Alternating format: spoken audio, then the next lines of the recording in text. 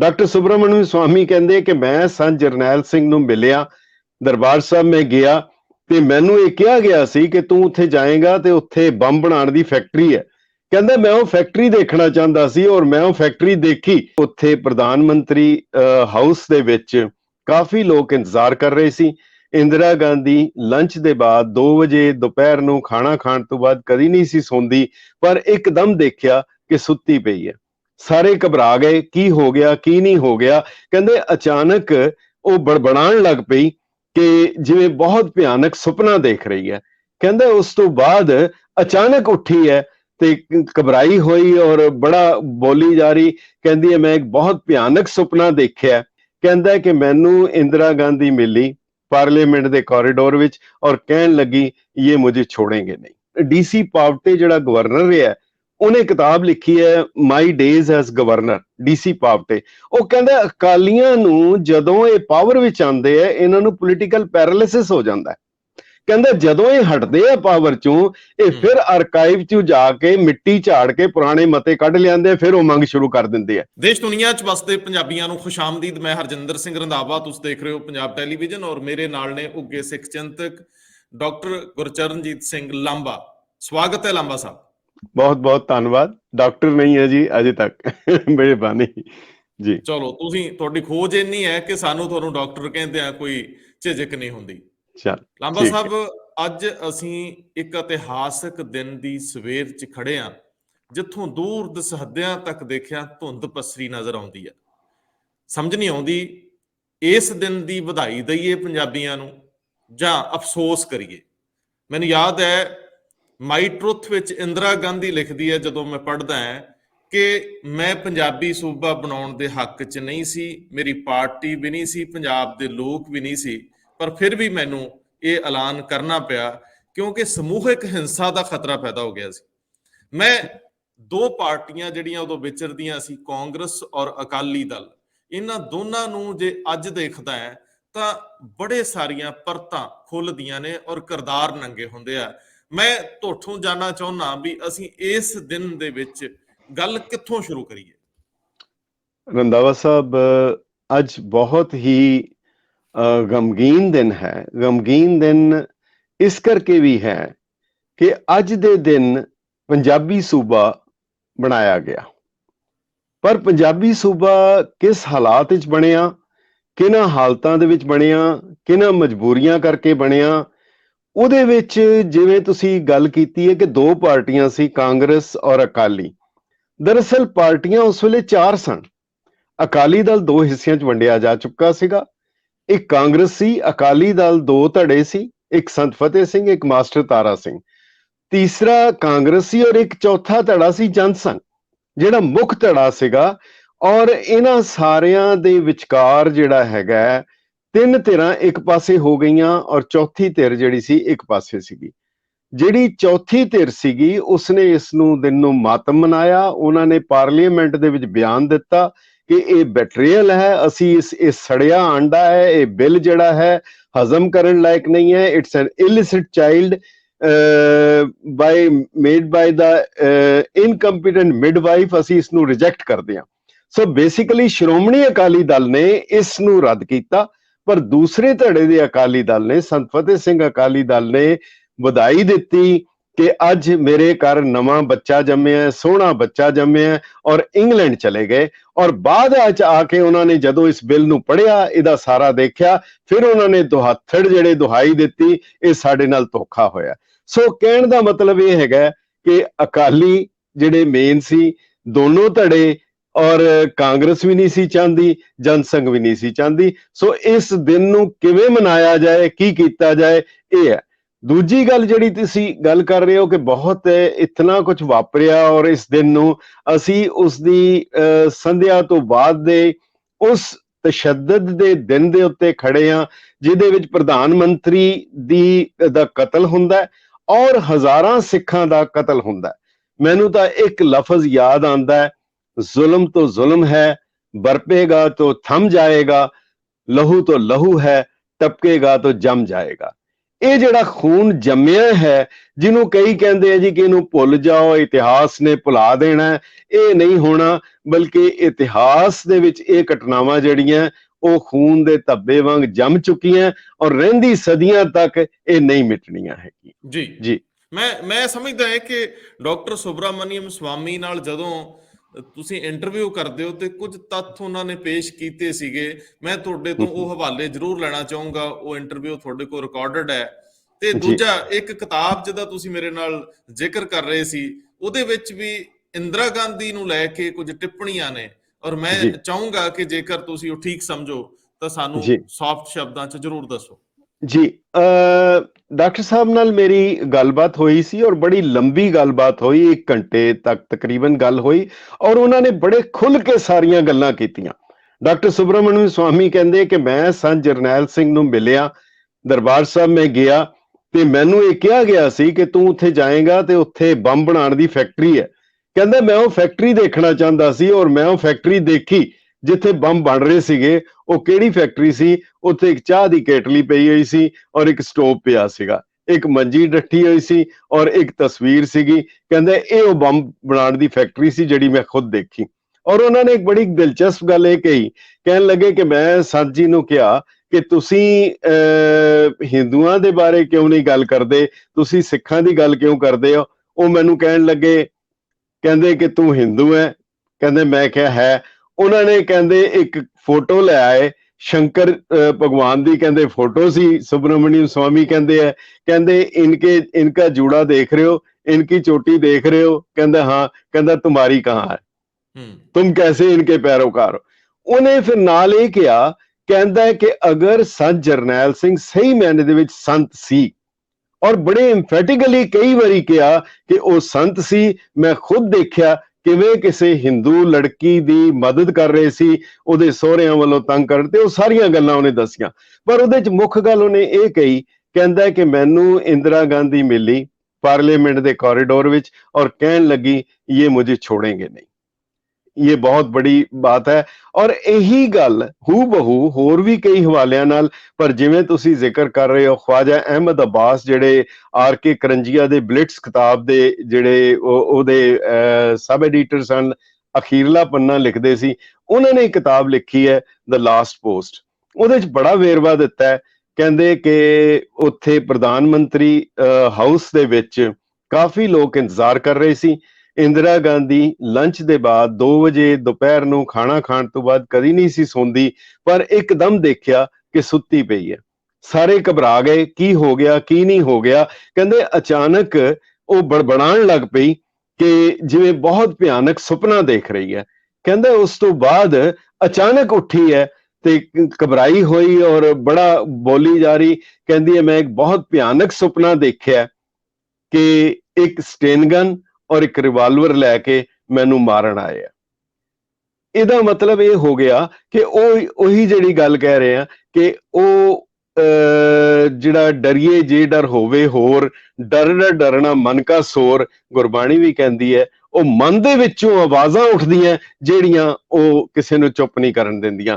ਪਰ ਉਹਦੇ ਨਾਲ ਉਹਦਾ ਇਹ ਵੀ ਕਹਿਣਾ ਸੀਗਾ ਕਈ ਵਾਰੀ ਕਿ मैंने ये मुझे नहीं कहा गया था, मुझे नहीं बताया गया था ये।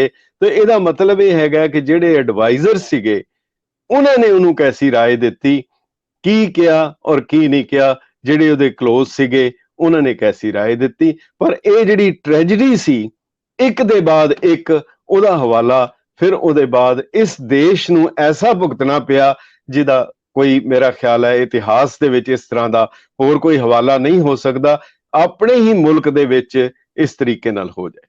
ਜੀ ਲਾਂਬਾ ਸਾਹਿਬ, ਅੱਜ ਨਿਊ ਪੰਜਾਬ ਡੇ ਕਹਿੰਦੇ ਇਹਨੂੰ, ਜਿੰਨਾ ਕਿ ਮੈਂ ਆਪਣੇ ਅੱਗੇ ਵਧਦਿਆਂ ਉਮਰ ਹਯਾਤੀ ਦੇ ਵਿੱਚ ਸੁਣਿਆ ਜੀ, ਮੈਨੂੰ ਇਹ ਦੱਸਿਓ ਕਿ ਉਸ 66 ਤੋਂ ਪਹਿਲਾਂ ਦੇ ਘਟਨਾਵਾਂ ਦੇ ਵਿੱਚ ਕੌਣ ਕਿੱਥੇ ਖੜਾ ਸੀ, ਔਰ ਸੱਚਮੁੱਚ ਜੋ ਅਸੀਂ ਚਿਤਵ ਰਹੇ ਹਾਂ, ਜੋ ਅਸੀਂ ਵੇਖ ਰਹੇ ਹਾਂ, ਜੋ ਅਸੀਂ ਹੰਢਾ ਰਹੇ ਹਾਂ, ਇਹੀ ਸੋਚਿਆ ਗਿਆ ਸੀ ਤੇ ਇਹੀ ਸੀ ਨਵਾਂ ਪੰਜਾਬ, ਇਹੀ ਦੌਰ ਅਸੀਂ ਜੀਣੇ ਸੀ?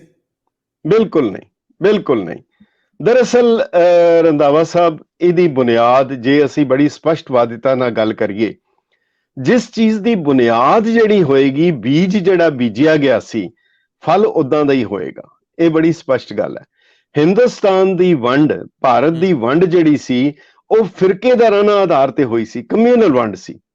ਉਹਦੇ ਵਿੱਚ ਟੂ ਨੇਸ਼ਨ ਥਿਊਰੀ ਨੂੰ ਕਾਂਗਰਸ ਨੇ ਕਿਹਾ ਸੀ ਅਸੀਂ ਨਹੀਂ ਮੰਨਾਂਗੇ, ਬਾਅਦ ਵਿੱਚ ਉਹਨਾਂ ਨੇ ਮੰਨ ਲਈ। ਜਦੋਂ ਮੰਨ ਲਈ, ਇਹਦਾ ਮਤਲਬ ਹੈ ਕਮਿਊਨਲ ਬੇਸਿਸ ਦੇ ਉੱਤੇ ਦੇਸ਼ ਦੀ ਵੰਡ ਹੋਈ।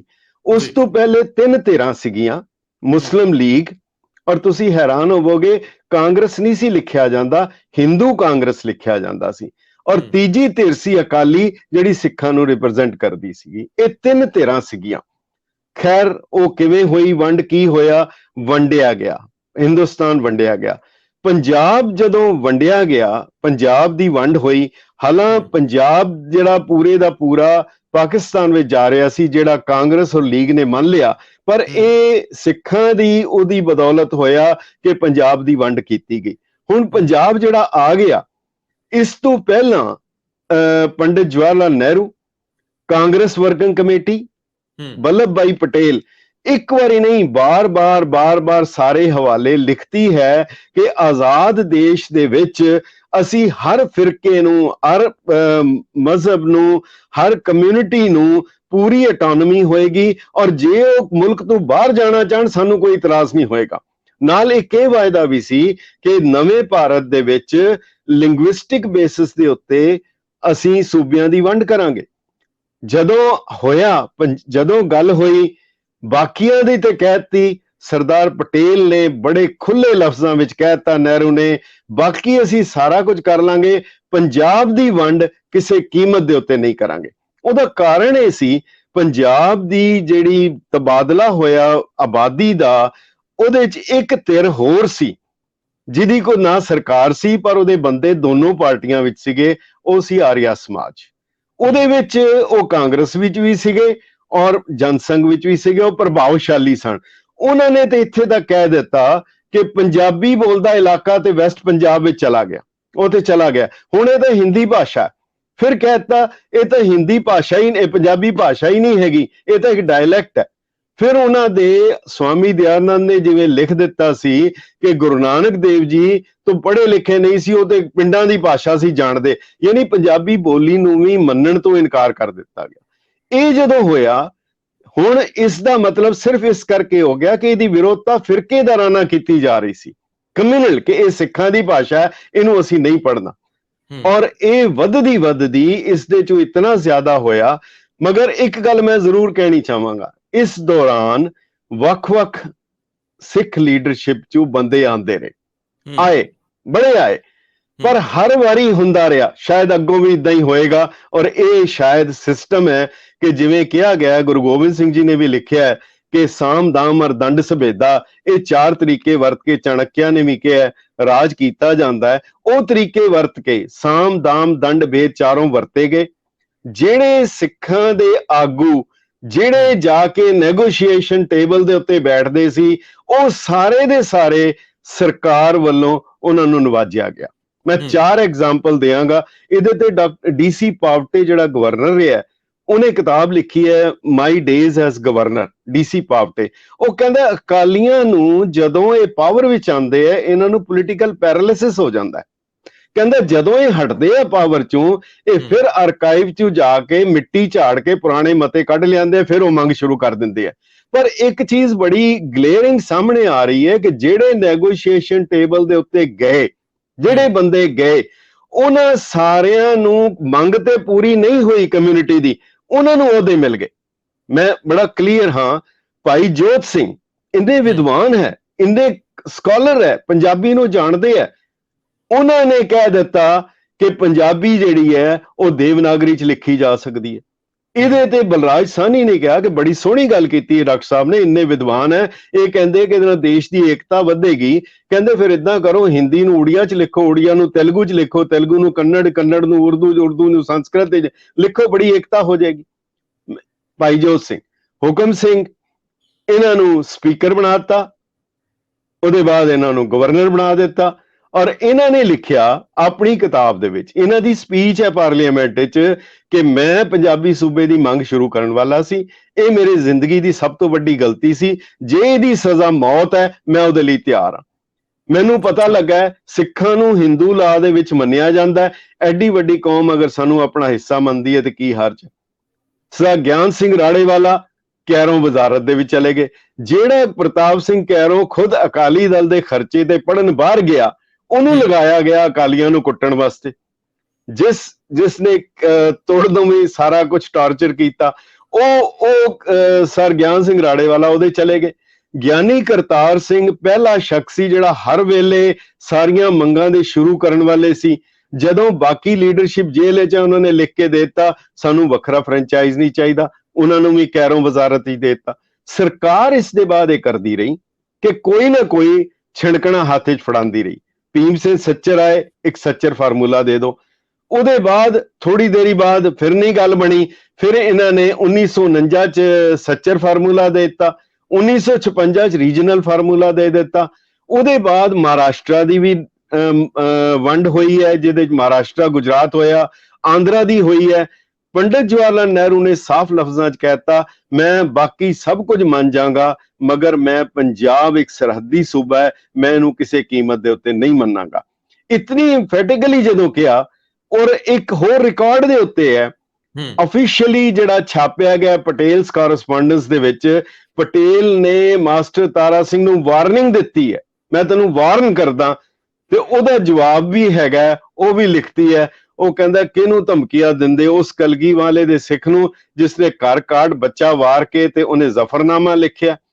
ਕਹਿੰਦਾ ਕਿੱਧਰ ਗਿਆ ਨੌਰੰਗਾ ਤੁਰਕੜਾ ਜਿਨ ਖਿੱਚਿਓ ਹੰਕਾਰਾ, ਕਿੱਧਰ ਗਿਆ ਕਾਬਲੀ ਕੁੱਤਾ ਖਾਲਸੇ ਦੀ ਟੰਗੀ ਪੈਣ ਵਾਲਾ, ਮੈਂ ਜਿੱਤਾਂਗਾ, ਜੀਂਦਿਆਂ ਜੀ ਜਿੱਤਾਂ, ਮਰਨ ਦੇ ਬਾਅਦ ਜਿੱਤਾਂ, ਜਿੱਤ ਖਾਲਸਾ ਪੰਥ ਦੀ ਹੋਏਗੀ। ਇਹ ਇਤਨਾ ਕੁਝ ਜਿਹੜਾ ਵਾਪਰਦਾ ਰਿਹਾ। ਉਹਦੇ ਬਾਅਦ ਫਿਰ ਜਿਸ ਵੇਲੇ ਇਹ ਪੰਜਾਬੀ ਸੂਬੇ ਦਾ ਐਲਾਨ ਕਰਨਾ ਸੀ, ਰੀਜਨਲ ਫੋਰਸ, ਸਾਰੀਆਂ ਚੀਜ਼ਾਂ ਫੇਲ ਹੋ ਗਈਆਂ, ਕਦੀ ਯੂਨੀਵਰਸਿਟੀ ਦੇ ਦਿਓ, ਕਦੀ ਇਹ ਕਰ ਦਿਓ, ਫਲਾਣਾ ਕਰ ਦਿਓ। ਅਖੀਰ ਦੇ ਵਿੱਚ ਸ਼ਾਸਤਰੀ ਜੀ ਜਦੋਂ ਬਣੇ, ਇੱਕੋ ਇੱਕ ਸ਼ਖਸ ਸੀ ਜਿਹਦਾ ਜਾਪਦਾ ਹੈ ਉਹ ਰਿਕਾਰਡ ਦੇਖ ਕੇ ਉਹ ਸਿੰਸੀਅਰਲੀ ਚਾਹੁੰਦਾ ਸੀ ਕਿ ਮੈਂ ਇਹ ਪੰਜਾਬੀ ਸੂਬੇ ਦੀ ਮੰਗ ਜਾਇਜ਼ ਹੈ। ਔਰ ਖਾਸ ਕਰਕੇ 1965 ਦੀ ਲੜਾਈ ਦੇ ਬਾਅਦ ਜੋ ਕੁਝ ਉਹਨਾਂ ਨੇ ਦੇਖਿਆ ਸ਼ਾਸਤਰੀ ਨੇ, ਉਹਦਾ ਮਨ ਜਿਹੜਾ ਸੀ ਉਹ ਜ਼ਰੂਰ ਫਰਕ ਪਿਆ। ਇੰਦਰਾ ਗਾਂਧੀ ਆਪਣੀ ਕਿਤਾਬ ਵਿੱਚ ਲਿਖਦੀ ਹੈ, ਕਹਿੰਦੀ ਹੈ ਕਿ ਮੈਨੂੰ ਪਤਾ ਲੱਗਾ ਕਿ ਪੰਜਾਬੀ ਸੂਬਾ ਕਮੇਟੀ ਜਿਹੜੀ ਬਣੀ ਹੈ, ਜਿਹਦਾ ਹੁਕਮ ਸਿੰਘ ਚੇਅਰਮੈਨ ਹੈ, ਇਹ ਸ਼ਾਇਦ ਪੰਜਾਬੀ ਸੂਬੇ ਦੀ ਮੰਗ ਮੰਨ ਜਾਣਗੇ। ਮੈਂ ਬੜੀ ਪਰੇਸ਼ਾਨ ਹੋਈ, ਮੈਂ ਬੜੀ ਵਾਰੀ ਕੋਸ਼ਿਸ਼ ਕੀਤੀ ਸ਼ਾਸਤਰੀ ਨੂੰ ਮਿਲਣ ਦੀ, ਸ਼ਾਸਤਰੀ ਨੇ ਟਾਈਮ ਹੀ ਨਹੀਂ ਦਿੱਤਾ। ਇਹ ਉਹਨਾਂ ਦੀ ਆਪਣੀ ਕਿਤਾਬ ਹੈ, ਮੈਂ ਕਈ ਵਾਰੀ ਨਾ ਨਹੀਂ ਕੀਤੀ, ਪਰ ਬੜੇ ਮਹੱਜ਼ਬ ਤਰੀਕੇ ਨਾਲ, ਅੱਛਾ ਮੀਟਿੰਗ ਤੋਂ ਬਾਅਦ ਕਰਦੇ ਆ, ਮੀਟਿੰਗ ਲੰਬੀ ਹੋ ਗਈ, ਥੋੜੀ ਦੇਰੀ ਤੱਕ ਕਰਦੇ ਆ, ਮਗਰ ਉਹ ਨਹੀਂ ਹੋਣ ਦਿੱਤਾ।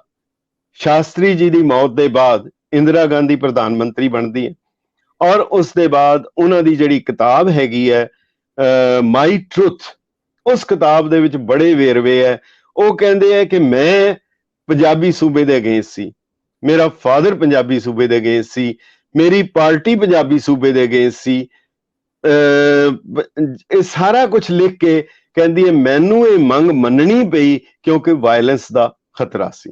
ਇਹਦਾ ਮਤਲਬ ਇਹ ਹੋ ਗਿਆ ਕਿ ਜਿਹੜੀ ਮੰਗ ਮੰਨੀ ਗਈ ਉਹ ਬੜੀ ਮਜਬੂਰੀ ਵਿੱਚ, ਬੇਦਿਲੇ ਔਰ ਇੱਕ ਐਸੇ ਹਾਲਾਤ ਦੇ ਵਿੱਚ। ਫਿਰ ਉਹਦੇ ਬਾਅਦ ਕੀਤਾ ਕਿ ਹੁਣ ਜਦੋਂ ਪੰਜਾਬੀ ਸੂਬਾ, ਦੇਖੋ ਰੀਜਨ ਦੋ ਵੰਡੇ ਹੋਏ ਹੈ, ਪਹਿਲਾਂ ਹੀ ਪੰਜਾਬੀ ਰੀਜਨ, ਹਿੰਦੀ ਰੀਜਨ ਬਣਾਇਆ ਹੋਇਆ, ਬਾਉਂਡਰੀ ਬਣੀ ਹੋਈ ਹੈ, ਪਰ ਨਹੀਂ, ਉਹਨਾਂ ਨੇ ਤਾਂ ਪੰਜਾਬ ਨੂੰ ਇਤਨਾ ਨੁਕਸਾਨ ਪਹੁੰਚਾਉਣਾ ਸੀ, ਇਤਨਾ ਨੁਕਸਾਨ ਪਹੁੰਚਾਉਣਾ ਸੀ, ਉਹਦੇ ਬਾਅਦ ਇੱਕ ਨਵਾਂ ਸ਼ਾਹ ਕਮਿਸ਼ਨ ਬਿਠਾ ਦਿੱਤਾ। ਉਹਦੀ ਲੋੜ ਨਹੀਂ ਸੀ, ਜਦ ਰੀਜਨ ਬਣੇ ਆ ਗੱਲ ਮੁੱਕ ਗਈ, ਪਰ ਨਹੀਂ, ਉਹਨਾਂ ਨੇ ਇੱਕ ਸ਼ਾਹ ਕਮਿਸ਼ਨ ਬਿਠਾਇਆ।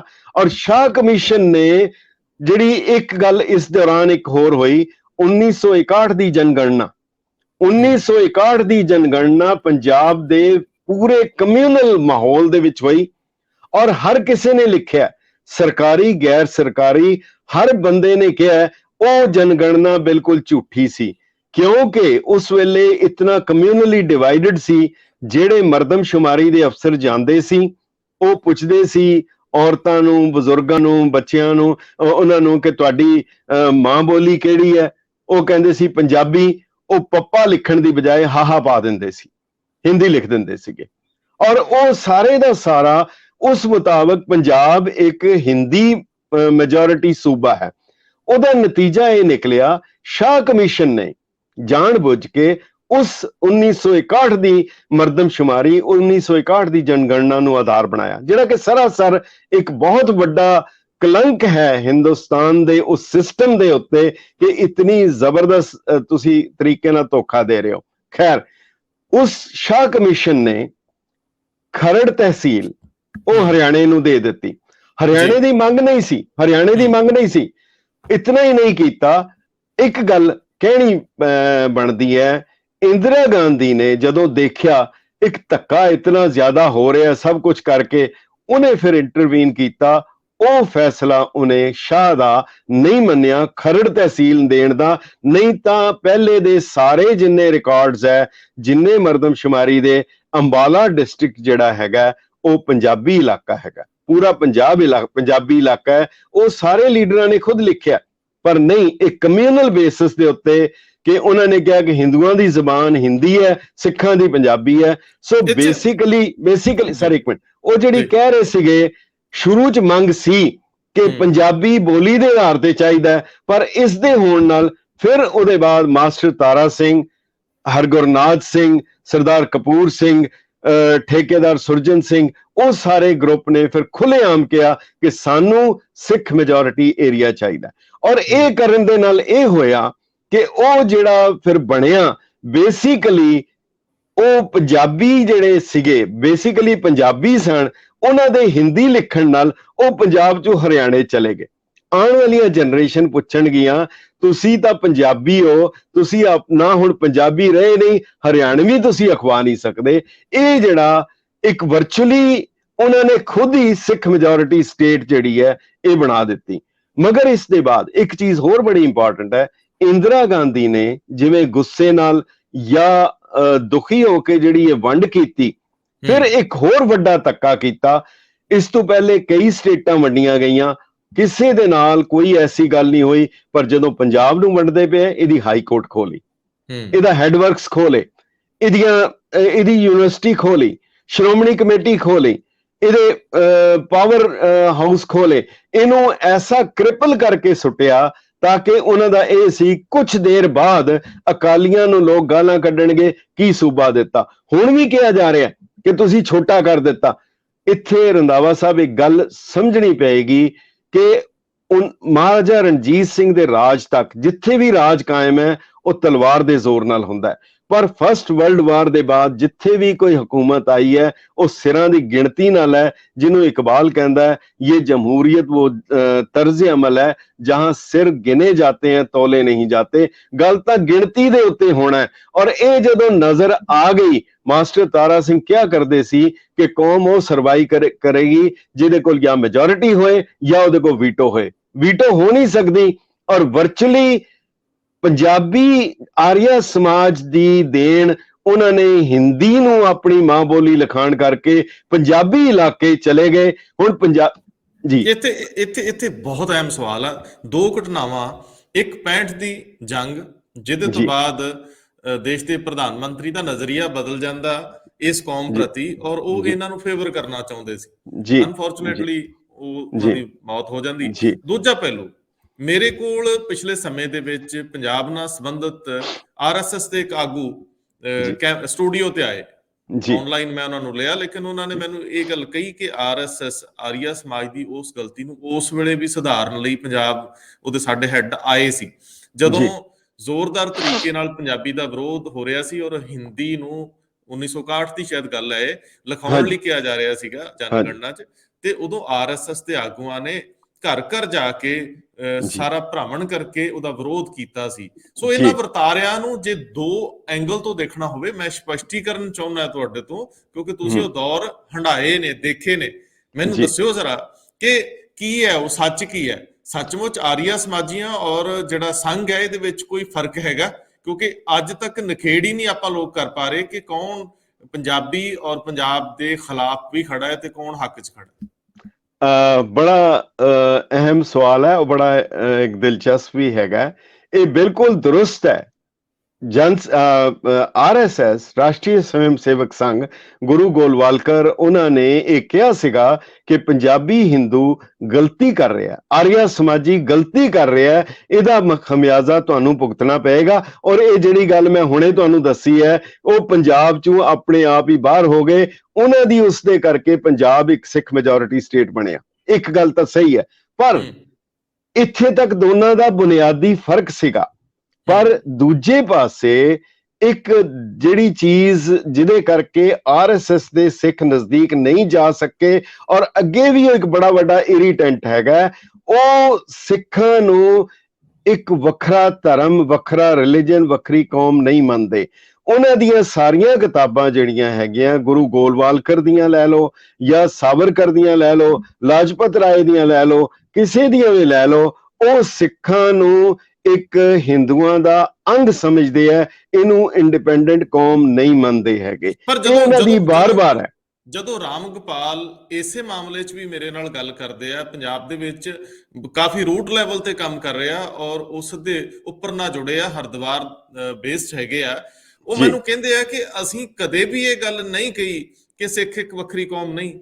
ਉਹ ਕਹਿੰਦੇ ਸਾਡੇ ਮੁਖੀ ਨੇ ਘੱਟ ਗਿਣਤੀ ਕਮਿਸ਼ਨ 'ਚ ਲਿਖ ਕੇ ਦਿੱਤਾ, ਔਰ ਮੈਂ ਸਰਦਾਰ ਤਰਲੋਚਨ ਸਿੰਘ ਨਾਲ ਕਈ ਵਾਰੀ ਇਸ ਮਾਮਲੇ 'ਚ ਵੀ ਗੱਲ ਕੀਤੀ। ਕਹਿੰਦੇ ਹਾਂ ਮੈਂ ਸੱਦਿਆ ਸੀ ਔਰ ਸੰਘ ਪ੍ਰਮੁੱਖ ਆਏ ਸੀ, ਉਹਨਾਂ ਨੇ ਕਿਹਾ ਸੀ ਕਿ ਅਸੀਂ ਤਸਲੀਮ ਕਰਦੇ ਹਾਂ, ਤੇ ਉਹ ਮੈਨੂੰ ਲਿਖ ਕੇ ਦੇ ਕੇ ਗਏ ਕਿ ਅਸੀਂ ਸਿੱਖਾਂ ਨੂੰ ਵੱਖਰੀ ਕੌਮ ਮੰਨਦੇ ਹਾਂ।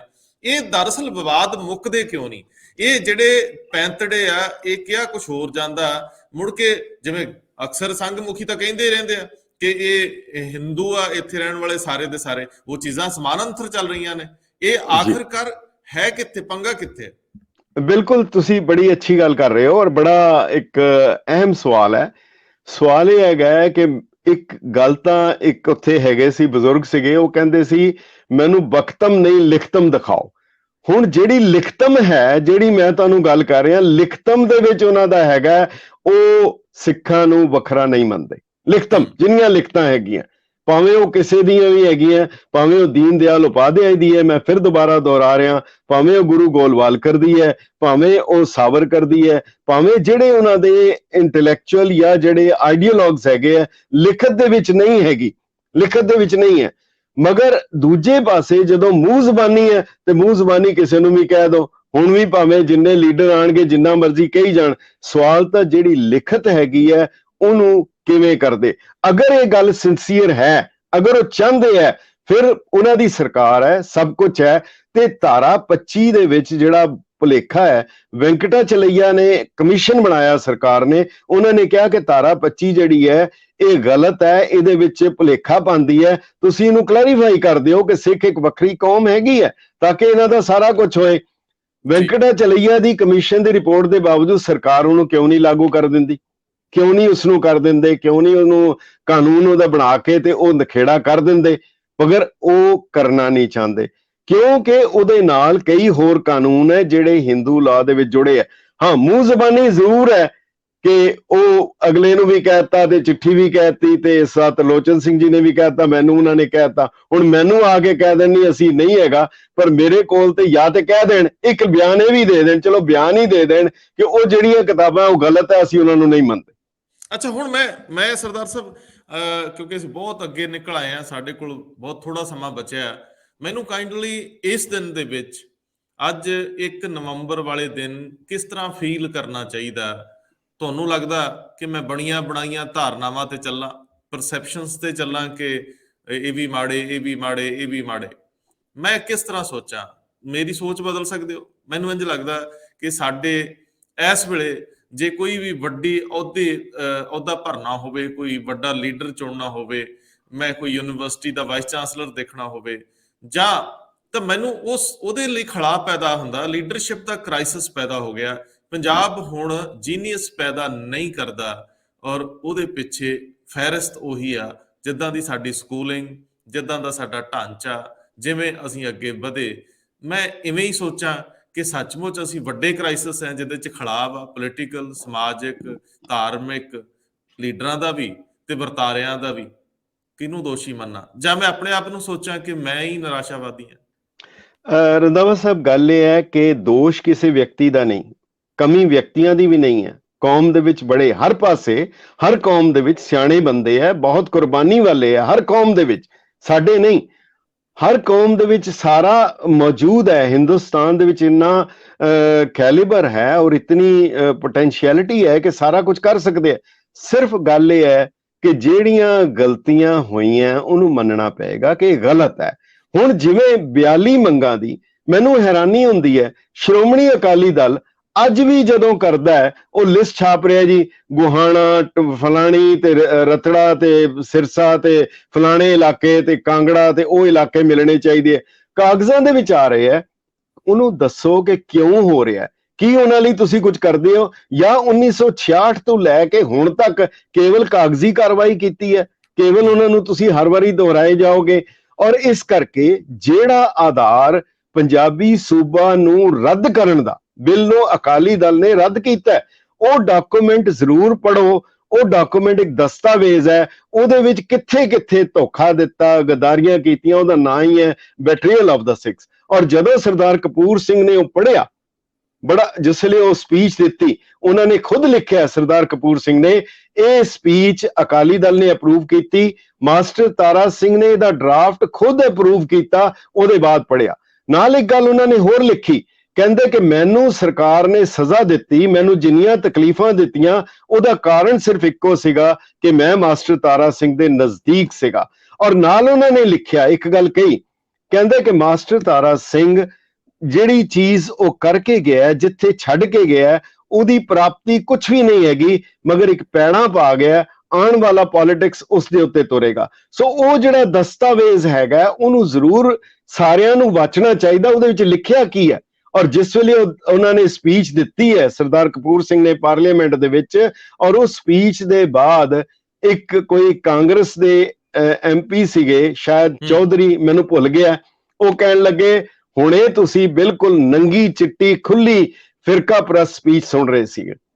ਉਹ ਫਿਰ ਉਹਦੇ ਬਾਅਦ ਜਦੋਂ ਉਹ ਬੋਲਣ ਲੱਗੇ ਤਾਂ ਸਰਦਾਰ ਕਪੂਰ ਸਿੰਘ ਖੜੇ ਹੋ ਕੇ ਕਹਿੰਦੇ ਆ, ਬਿਲਕੁਲ ਇਹਨਾਂ ਨੇ ਠੀਕ ਕਿਹਾ, ਮੈਂ ਓਪਨ ਜਿਹੜੀ ਹੈ ਕਮਿਊਨਲ ਸਪੀਚ ਦੇ ਰਿਹਾ ਸੀ, ਹੁਣ ਤੁਸੀਂ ਹਿਡਨ ਕਮਿਊਨਲ ਸਪੀਚ ਸੁਣੋ। ਸੋ ਇਹ ਜਿਹੜਾ ਇੱਕ ਬੇਵਿਸਾਈ ਹੈਗੀ ਹੈ ਕੌਮਾਂ ਦੇ ਉੱਤੇ, ਮੰਨਣਾ ਪਏਗਾ ਕਿ ਪੰਜਾਬੀਆਂ ਦੀ, ਮੈਨੂੰ ਇੱਕ ਗੱਲ ਯਾਦ ਆਉਂਦੀ ਹੈ, ਬਲੂ ਸਟਾਰ ਦੇ ਬਾਅਦ ਕਲਕੱਤੇ ਦੇ ਵਿੱਚ ਸੈਮੀਨਾਰ ਹੋਇਆ, ਉਹਦੇ ਵਿੱਚ ਜੋਤੀ ਬਾਸੂ ਨੇ ਪੁੱਛਿਆ, ਪੰਜਾਬ ਦਾ ਡੈਲੀਗੇਸ਼ਨ ਸੀ, ਇਹ ਪੰਜਾਬ ਦਾ ਮਸਲਾ ਕਿਆ ਹੈ। ਉਹਨਾਂ ਨੂੰ ਉਹ ਸ਼ਾਇਦ ਖਹਿਰਾ ਸਾਹਿਬ ਸੀਗੇ ਵਕੀਲ ਉਸ ਵੇਲੇ ਤੇ अकाली दल दे, वो कहते जी आप ये बताओ, अगर बंगाल का बंगाली ये कहता है, बांग्लादेश का बंगाली ये कहता है कि हमारी मातृभाषा बंगला नहीं है अरबी है, तो आप उसको क्या बोलेंगे? कहता साला को चप्पल से मारेंगे। ये उसका जवाब सीगा। कहता बस पंजाब दी भी प्रॉब्लम यही है, पंजाबी कहता है मेरी बोली पंजाबी नहीं है। वो बड़ा हैरान हो गया। वो कहता है बंगाल दा बंगाली मुसलमान जिहड़ा है वो रविंद्र संगीत सुनता है और पंजाबी जिहड़ा हिंदू है वो नजरुल इस्लाम नूं सुनदा है। कहंदा मैनू तो समझ नहीं आ रही तुसी की कर रहे हो। पंजाब दा विरसा अज पंजाब डे दे उत्ते जे मनना पएगा, गलतियां सारियां पार्टियां दियां, गलतियां सारियां पार्टियां दे, दोषी सारियां पार्टियां हैगियां जिन्हां ने ਇਹ ਸਾਰੇ ਦਾ ਸਾਰਾ ਇਸ ਹਾਲਤ ਵਿੱਚ ਪਹੁੰਚਾਇਆ। ਇਹਦੇ ਵਿੱਚ ਕਾਂਗਰਸ, ਅਕਾਲੀ, ਜਨਸੰਘ ਔਰ ਸਭ ਤੋਂ ਮੁੱਖ ਆਰੀਆ ਸਮਾਜੀ ਹੈ ਜਿਨ੍ਹਾਂ ਨੇ ਸਾਰਾ ਮਾਹੌਲ, ਇਹਨਾਂ ਨੂੰ ਅਗਰ ਜੇ ਪੰਜਾਬ ਦਾ ਭਲਾ ਚਾਹੁੰਦੇ ਆ, ਆਪਣਾ ਭਲਾ ਚਾਹੁੰਦੇ ਆ, ਨਹੀਂ ਤਾਂ ਮੈਨੂੰ ਇੱਕ ਗੱਲ ਯਾਦ ਆਉਂਦੀ ਹੈ, ਮੇਰੇ ਪਿਤਾ ਜੀ ਕਹਿੰਦੇ ਹੁੰਦੇ ਸੀ, ਮੈਂ ਚੌਥੀ ਜਮਾਤ ਪੜ੍ਹਦਾ ਸੀ, ਕਹਿੰਦੇ ਸਕੂਲ ਦੇ ਵਿੱਚ ਕਲਾਸ ਲੱਗੀ ਹੋਈ ਸੀ ਤੇ ਇੱਕ ਅਖਬਾਰ ਆਂਦਾ ਸੀ ਜ਼ਿਮੀਂਦਾਰ ਅਖਬਾਰ। ਉਸ ਅਖਬਾਰ ਦੇ ਵਿੱਚ ਇੱਕ ਖਬਰ ਆਈ कि शहीदगंज मस्जिद का मसला छिड़ पिया। एक हिंदू मास्टर सी, एक मुसलमान मास्टर सी। वो हिंदू मास्टर मुसलमान नूं कहण लगे मौलवी साहब ये मसीत हुण तुहाडे कोल नहीं रह सकदी। कहंदे क्यों? कहंदा मैनूं पता है सिख जिहड़ा मोर्चा शुरू कर दिंदे है वो फिर पिछे नहीं हटदे। गल समझ लेनी चाहिदी है, सिखां ने आजाद हस्ती लई जिहड़ा मोर्चा आरंभिया सी, भावें Sachar formula, regional formula, Punjabi university, होर चीज़ां करके, पंजाबी सूबा लूला लंगड़ा करके जो मर्जी करते रहो, जिन्नी देर तक इसनूं क्लोज नहीं किया जाएगा, ये मसले नूं क्लोज वो तां होएगा जे पंजाबी ਪੰਜਾਬੀ ਬਣ ਕੇ ਵਿਚਰਨਗੇ, ਪੰਜਾਬੀ ਆਪਣੇ ਨੂੰ ਪੰਜਾਬੀ ਕਹਿ ਕੇ ਮਾਣ ਕਰਨਗੇ, ਫਿਰ ਨਾ ਸਿੱਖ ਦਾ, ਨਾ ਹਿੰਦੂ ਦਾ, ਨਾ ਮੁਸਲਮਾਨ ਦਾ ਕੋਈ ਮਸਲਾ ਰਹਿ ਜਾਏਗਾ। ਪੰਜਾਬ ਦਾ ਕਲਚਰ, ਪੰਜਾਬ ਦਾ ਲਿਟਰੇਚਰ, ਪੰਜਾਬ ਦੀ ਵਿਰਾਸਤ ਬਹੁਤ ਅਮੀਰ ਹੈ, ਅਸੀਂ ਉਸ ਦਾ ਲਾਹਾ ਲਈਏ। ਅਸੀਂ ਕਿਉਂ ਜਾ ਕੇ ਐਸੇ ਆਪਸ ਦੇ ਵਿੱਚ ਹੀ ਨੁਕਸਾਨ ਕਰ ਰਹੇ ਹਾਂ, ਹੋਰ ਕਿਸੇ ਦਾ ਨਹੀਂ ਕਰ ਰਹੇ। ਇਹ ਇੱਕ ਅਪੀਲ ਹੈ ਕਿ ਪੰਜਾਬੀਆਂ ਨੂੰ ਅਪੀਲ ਹੈ ਕਿ ਤੁਸੀਂ ਪੰਜਾਬੀ ਬਣੋ। ਨਹੀਂ ਤੇ ਕਹਿੰਦੇ ਸੀ ਬੰਦੇ ਨੂੰ ਕਹਿੰਦੇ ਬੰਦਾ ਬਣੋ, ਹੁਣ ਪੰਜਾਬੀਆਂ ਨੂੰ ਕਹਿਣ ਦੀ ਲੋੜ ਹੈ ਤੁਸੀਂ ਪੰਜਾਬੀ ਬਣੋ, ਤਾਂ ਕਿ ਸਾਰੇ ਪੰਜਾਬੀ ਬਣ ਜਾਣ, ਫਿਰ ਤੁਹਾਡੇ ਫਿਰਕਾਦਾਰਾਨਾ ਝਗੜੇ ਹੀ ਮੁੱਕ ਜਾਣਗੇ। ਬੜੀ ਅੱਛੀ ਗੱਲ ਹੁੰਦੀ ਜੇ ਇਸ ਦਿਨ ਦੇ ਉੱਤੇ ਸਾਡੇ ਸ਼ਾਸਕ, ਸਾਡੇ ਹਾਕਮ, ਭਾਵੇਂ ਉਹ ਮੌਜੂਦਾ ਮੁੱਖ ਮੰਤਰੀ ਹੈ ਜਾਂ ਸਾਬਕਾ ਮੁੱਖ ਮੰਤਰੀ ਨੇ, ਜਿੰਨੀਆਂ ਵੀ ਪਾਰਟੀਆਂ ਦੇ ਵੱਡੇ ਲੀਡਰ ਆ, ਜੇ ਉਹ ਇਕੱਠੇ ਹੁੰਦੇ ਔਰ ਇਕੱਠੇ ਹੋ ਕੇ ਪੰਜਾਬ ਦੀ ਰਾਜਧਾਨੀ, ਪੰਜਾਬ ਦੀ ਉੱਚ ਅਦਾਲਤ, ਪੰਜਾਬ ਦੇ ਬਾਕੀ ਮਸਾਇਲ, ਉਹਨਾਂ ਦੇ ਸੰਬੰਧੀ ਪ੍ਰਧਾਨ ਮੰਤਰੀ ਨੂੰ ਕਹਿੰਦੇ, ਚਾਰਜੋਈ ਕਰਦੇ, ਮਿਲਣ ਦਾ ਸਮਾਂ ਮੰਗ ਲੈਂਦੇ। 1 ਨਵੰਬਰ ਨਿਊ ਪੰਜਾਬ ਦੇ ਜਾਂ ਪੰਜਾਬੀ ਸੂਬੇ ਦੀ ਇਹ ਵਰ੍ਹੇਗੰਢ ਤਾਂ ਹੀ ਸਾਰਥਕ ਹੋ ਸਕਦੀ ਹੈ ਜੇ ਲੀਡਰਸ਼ਿਪ ਦੇ ਮਨ 'ਚ ਇਹ ਦਰਦ ਪਵੇ ਕਿ ਅਜੇ ਕਾਫੀ ਕੁਝ ਅਧੂਰਾ ਹੈ, ਅਜੇ ਇਹ ਮਾਮਲੇ ਮੁੱਕੇ ਨਹੀਂ, ਅਜੇ ਵੀ ਪੀੜ੍ਹੀਆਂ ਤੱਕ ਇਹ ਲੜਾਈ ਚੱਲਦੀ ਰਹਿਣੀ ਹੈ ਜੇ ਇਹਨਾਂ ਦੇ ਉੱਤੇ ਅਸੀਂ ਫੈਸਲਾਕੁਨ ਨਹੀਂ ਹੁੰਦੇ। ਕੀ ਕਹਿੰਦੇ ਹੋ ਸਰ, ਤੁਸੀਂ ਕੁਝ ਕਹਿ ਰਹੇ ਹੋ? ਮੈਂ ਅਖੀਰ ਬਸ ਮੈਨੂੰ ਉਹ ਲਾਈਨਾਂ ਯਾਦ ਆਉਂਦੀਆਂ, ਈਸ਼ਰ ਸਿੰਘ ਭਾਈਆ ਉਹ ਹਾਸਰਸ ਦਾ ਕਵੀ ਸੀ, ਪਰ ਇਹ ਅੱਜ ਪ੍ਰੋਗਰਾਮ ਮੈਂ ਦੁਖੀ ਮਨ ਨਾਲ ਕਰ ਰਿਹਾ। ਖੁਸ਼ੀ ਨਹੀਂ ਹੈ, ਮੈਨੂੰ ਕੋਈ ਖੁਸ਼ੀ ਨਹੀਂ ਹੈ ਪੰਜਾਬ ਡੇ ਦੀ, ਕਿਉਂਕਿ ਜਦੋਂ ਤੁਹਾਨੂੰ ਜਿਹੜਾ ਪੰਜਾਬ ਦਿੱਤਾ ਗਿਆ, ਅਗਰ ਇਸ ਰੂਪ ਵਿੱਚ ਦਿੱਤਾ ਜਾਏ, ਈਸ਼ਰ ਸਿੰਘ ਭਾਈਆ ਨੇ ਵੀ ਉਸ ਵੇਲੇ ਕਿਹਾ ਸੀ, ਲੋਕਾਂ ਵੰਡੀਆਂ ਪਾ ਕੇ ਮੁਲਕ ਵੰਡ ਲਏ, ਸਾਡੇ ਲਈ ਹੈ ਲੱਡੂਆਂ ਦਾ ਬੂਰ ਨਾਨਕ, ਹੱਥ ਜੋੜ ਕੇ ਆਪਣਾ ਹੱਕ ਮੰਗੀਏ, ਅੱਗੋਂ ਕਹਿੰਦੇ ਨੇ ਉਹ ਹਜ਼ੂਰ ਨਾਨਕ, ਅੱਜ ਸਿੱਖਾਂ ਦੇ ਭੈੜੇ ਦਿਮਾਗ ਅੰਦਰ ਆ ਗਿਆ ਹੈ ਕੋਈ ਫਤੂਰ ਨਾਨਕ। ਸੋ ਉਸ ਮਸਲੇ ਨੂੰ ਹੱਲ ਕਰੋ, ਨਹੀਂ ਤਾਂ ਇਹ ਮੰਗਾਂ ਮੁੱਕਦੀਆਂ ਨਹੀਂ, ਕਿੱਥੋਂ ਦੀਆਂ ਕਿੱਥੇ ਪਹੁੰਚ ਜਾਂਦੀਆਂ। ਬਹੁਤ ਮਿਹਰਬਾਨੀ ਸਰਦਾਰ ਸਾਹਿਬ, ਬਹੁਤ ਮਿਹਰਬਾਨੀ, ਧੰਨਵਾਦ।